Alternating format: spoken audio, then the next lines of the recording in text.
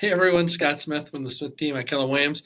Happy Friday, May 28th. We are heading into Memorial Weekend, which I guess would be the official start to, or maybe the unofficial start to summer. So excited for that.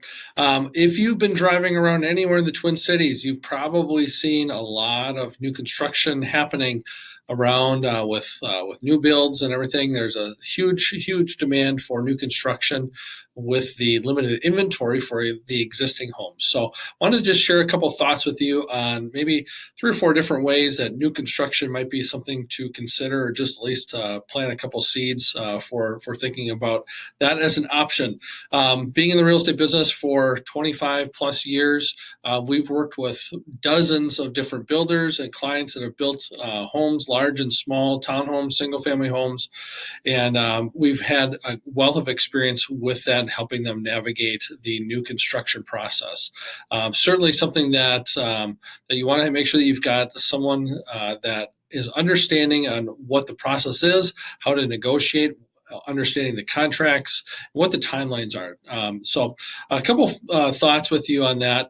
I guess really it kind of starts off with, should you buy or should you build? And usually when people are talking about building a home, we want to exhaust what is available for the existing type of construction.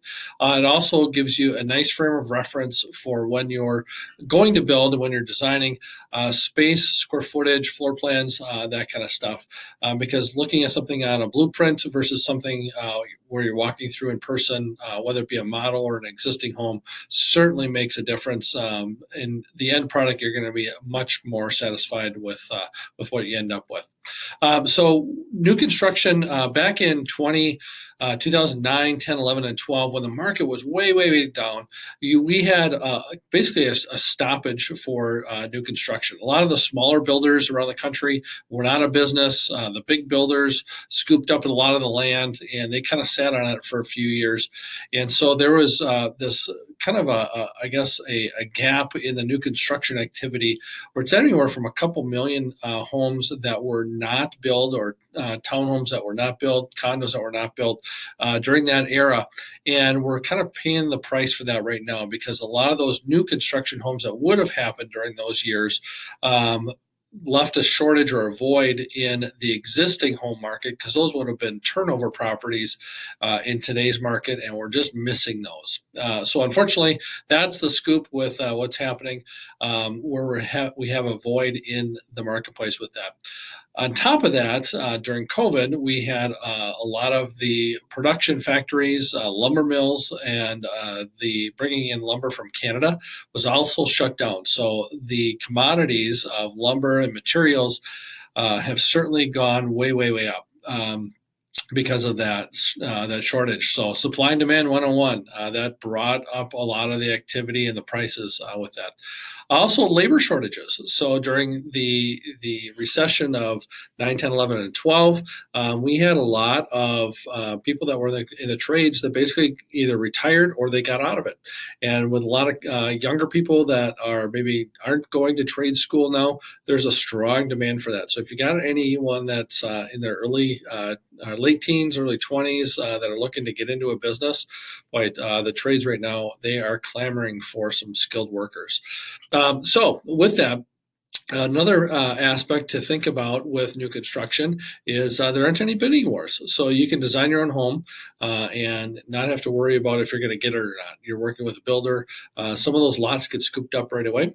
So you want to make sure you lock in that. And also with that, locking in the construction pricing. Some builders will have this, some will not. Because commodities, the pricing with lumber and labor and materials can fluctuate, you want to make sure that you're locking in a good price for those with your builder.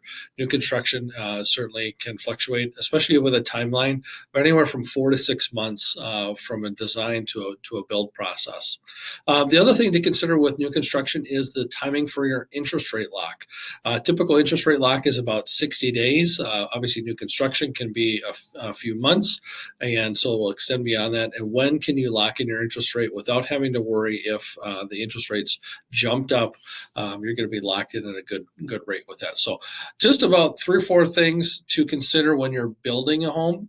Doesn't go into the nuts and bolts of, or I should say, nails and screws when you're building. But we want to talk to you about how we can help guide you through that process. So certainly reach out to the Smith team. We've got a great experience working with our clients and building. We've got some great insights because we've literally been in thousands and thousands of homes and kind of give you some insight with that. So reach out to us and enjoy the Memorial weekend. I always do that, Memorial weekend, and have a great time and enjoy the day off on Monday.